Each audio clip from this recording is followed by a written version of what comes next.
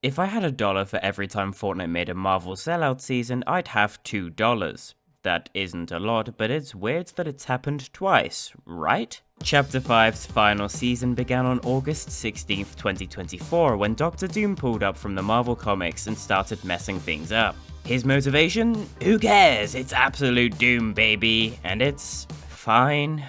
Absolute Doom is in a really unique position. It's one of the only seasons that can be directly compared to a predecessor, that being Chapter 2 Season 4, you know, the one with Galactus and evil dark and twisted Midas. So after the universally beloved fan favourite season wrecked, Doom showed up and constructed himself a fresh new biome. In a demonstration of pure ego, all of the locations in this zone are named after him. There's a lot to unpack there, but for now we'll just focus on the POIs themselves. Castle Doom is an absolutely massive fortress and home to Doom himself, who clearly has some issues he feels the need to overcompensate for.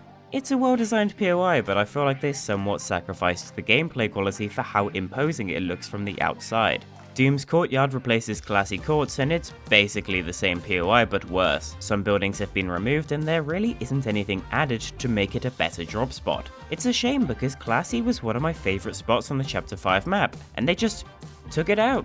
For no reason. Doomstadt is definitely the best new location of the season. It's a really homely little town where Mysterio and his pathetic medallion roams. This place is genuinely really well designed. It's got a lot of secrets and just very well built out. I really don't have any criticism for it. On the southern side of the island, the raft has popped up, and let me tell you this, I do not like the raft. At all.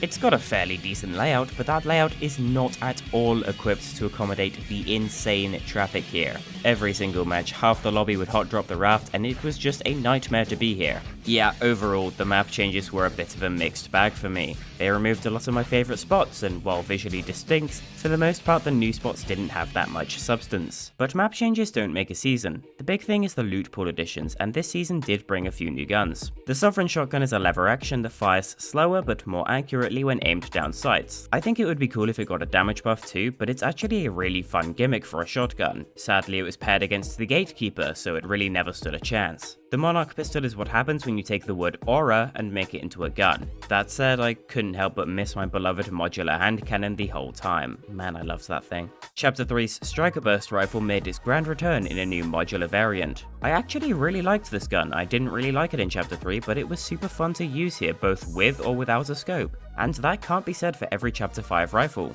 And it's, like, actually different to use compared to the other rifles of the chapter. It actually has a gimmick and plays differently. Bravo, Epic, it only took you 9 months to reinvent something you could do just fine before. Oh, and of course you can't forget the dual micro SMGs, which are just really cool. There were also a few superpowers here. It's a superhero season, I'd certainly hope so. Captain America's shield from the Endgame LTM made its debut in regular playlists, and it's serviceable. Don't get me wrong, it's a fun frisbee, but it also has about the same damage output as a frisbee. Doom's arcane gauntlets returned from Chapter 2 as well. They got a damage buff, but most of the other abilities like the double jump were scrapped, and overall it was less effective at taking out multiple people. And Shuri's claws?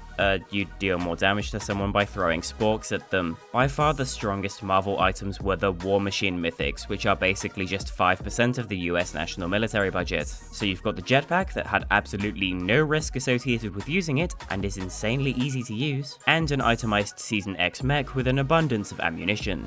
Fun. The issue with making a second Marvel season years after the first is that you've already gone through all the good characters, so now you're stuck with Pilverine. The Absolute Doom Battle Pass was absolutely carried by Captain Jones and War Machine. The other characters are cool, but there are about 50 more interesting Marvel characters that could have taken their place. However, this season's cosmetics did have a greater focus on mashups between Fortnite originals and Marvel characters, which I think is really fun. It led to some fantastic creations like Ghost Rider. However, there were some new Marvel characters added like Iron Man, again, and Black Cat. Also The Incredibles, who are indeed Disney-owned superheroes, just not Marvel superheroes. It wasn't a terrible season for cosmetics by any means, but the fact that they're running out of Marvel characters to add absolutely shows. Like, they just added a Guardians of the Galaxy pack a few months back, why not save that for now? However, this was the first season where Battle Pass items are explicitly stated to not be exclusive forever. They can enter the item shop after about 18 months. So there's something good. If you missed this battle pass and for some ungodly reason really want Pilverine, well, in early 2026 you'll be able to own him. On the launch, Absolute Doom was a pretty fun time. It just didn't feel like a Marvel season. The first Marvel season really kicked off in its first game update with the Stark Industries editions, so let's see what Doom brings. The first update of the season brought the Isle of Doom, a reworked loot island where you become Doom's Chosen and drop in as Dr. Doom himself, kitted out with his awesome powers and his legendary foot dive. Some older players will be reminded of the Thanos LTM in early Chapter 1 because it had pretty much the exact same gimmick. Doom is extremely strong, powerful, and super fun, so you really want to be him. I think Doom's Chosen was the absolute best part of this season, so what am I gonna complain about? Surely they've got a slam dunk feature here, how could they mess this up? Oh, you've got to be kidding me. Yes, Doom's Island had just a 5% chance of spawning, so players and content creators were left playing match after match after match, just waiting for the damn island to spawn. Epic heard the pain and slowly increased the spawn rate each day until it was happening every other match. But then they dropped it right back down again. Okay, well, the second update of the season brought the new Day of Doom LTM. Okay, first off, that trailer, my goobo, the animation is stunning, and remixing MF Doom for the music is just so perfect. I don't usually praise trailers, and there have been some good ones, but this one was something special. The mode itself?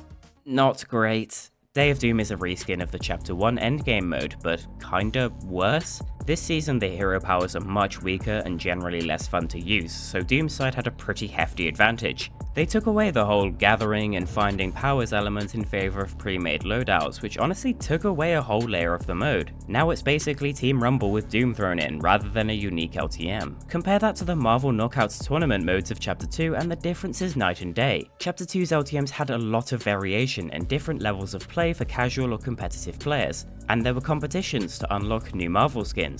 Why couldn't they bring that back? Believe me, I did give this mode a chance, and I really tried to enjoy it, I just couldn't see it. Unless you were Doom himself or maybe had Iron Man's mythics, it was a weak time all around.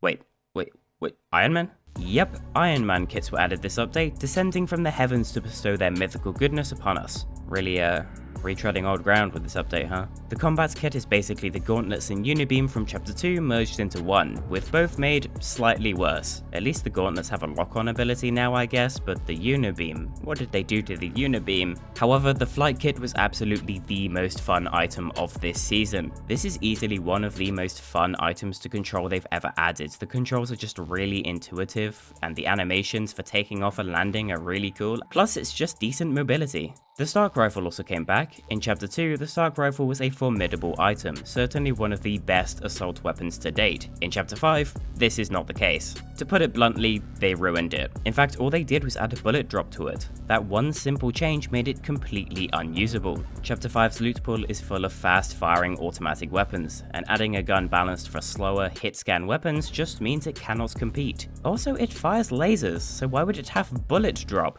And the Fallout laser rifle from last season didn't. Make it make sense. Now, in terms of Marvel-themed updates, that's it. Absolute Doom lasted a total of 78 days, and the final Marvel edition was added 32 days in. That feels strange to me. Like they didn't want to make a Marvel season, but contractually they had to, so they just got it all out of the way with. And that's part of where my issue with this season lies. It feels somewhat half-baked, especially when compared with 2020's Marvel season, which went all out for the entire 3 months. Still, there is one more battle ahead, the final showdown against Doom. The event consisted of a really good cinematic featuring the heroes of Marvel Fortnite taking on a giant Dr. Doom, followed by a community battle against Doom in the middle of the map. After about 45 minutes of everyone shooting Doom in every BR match, the event ended with a short cutscene where Doom gets rifted out of our reality. Hey, I think I've seen this movie before. And right there, Absolute Doom ended. 28 days before the season actually closed. You see what I was talking about? Doom himself was not canonically present for more than a third of a season named after him. Still, Chapter 5 Season 4 had a little more left in it, starting with birthday event number 7. It's just like all the other birthday events, but so galactic. This season saw the limited time Siphon trials, a really interesting set of tests for ranked. Siphon has always been a fan favorite feature, so these tests were a really good thing for the competitive community, until they settled on the worst possible variation to bring into effect. Epic, why do you always do this? This season also saw the 2024 FNCS Championships, the third annual in-person competitive event. Look, I just feel bad for them. Imagine having to play such a high-stakes event with so much money on the line against the Gatekeeper shotgun. I would kill myself. Fortnite Mares was the grand finale, and this was a big event. Content-wise, 2024 might be one of the best Fortnite Mares they've ever made. Freaky Fields and Brawler's Patch are crazy great POIs. There's a whole rideable chainsaw item.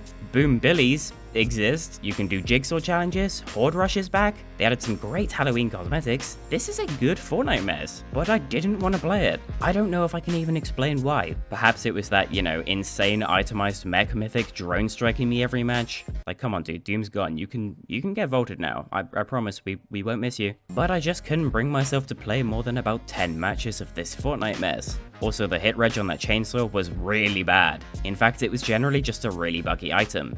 You ever seen someone go to space with a chainsaw before? I would love to say that I absolutely enjoyed Absolute Doom, but truly, I didn't. On paper, it's a bloody incredible season, but in practice, it was just incredibly underwhelming. 2020's Marvel season set the standard. It had a wide spread of content, a ton of exciting and powerful mythic items, fun and varied LTMs, and perhaps the greatest Fortnite Mares of all time. Not to mention a groundbreaking live event. Doom did all of this, but worse and less. In fact, I think worse and less pretty much sums up this season. I know they tried. And if you enjoyed it, more power to you. I'm not gonna hate, but I just couldn't. In conclusion, Absolute Doom was a season that happened. It's really just a kind of worthless thing that happened, had no real reason to happen, or no consequence for happening. I mean, it didn't even get a true ending for Goobo's sake. We just sat around and watched Ice Spice throw it back in New York. Disney gave Epic money, and so, it was born. And that's that. Well, this is flawless.